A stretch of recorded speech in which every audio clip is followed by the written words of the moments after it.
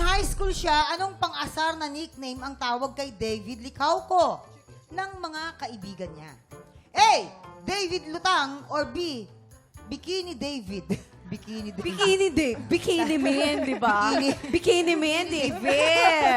Pero kami, ang sagot namin dyan, David Lutang. oo. talaga. Kasi minsan, mamang kapag kakausap ko yan siya, parang hindi ko alam kung nagagandahan ba siya sa akin. Oo. Or parang- Actually, parang nadala niya yan hanggang ngayon. Kaya di ba minsan parang inaasar-asar siya. Sabi, uy, lutang ka ba? Kasi minsan parang kulang sa tulog. Siguro kasi po si David Licauco ay may sakit na sleep apnea. Oo, ay may mga sleep apnea ay hirap po sila Sa makakuha tulog. ng oxygen pag natutulog po sila. Kaya po lutang kasi nga walang tulog na At saka, ganun yun talaga. Kapag kakulang ka sa tulog, yung oxygen hindi dumadaloy hanggang brain. Hindi.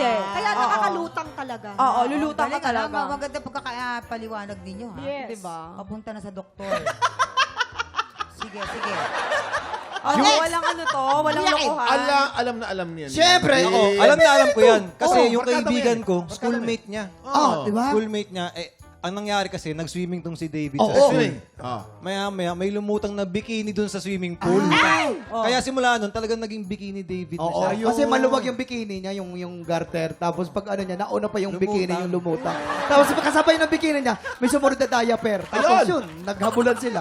Eto na, Chubby. Ano magiging sagot mo dyan? A. David Lutang or B. Bikini David? Sa David Lutang ako kasi lutang talaga si David. Alam na alam niya pala. Uy, nako, Chubby. Sige. David Lutang, kabog or sabog in 5, 4, 3, 2, 1. Ay, nako, Chubby.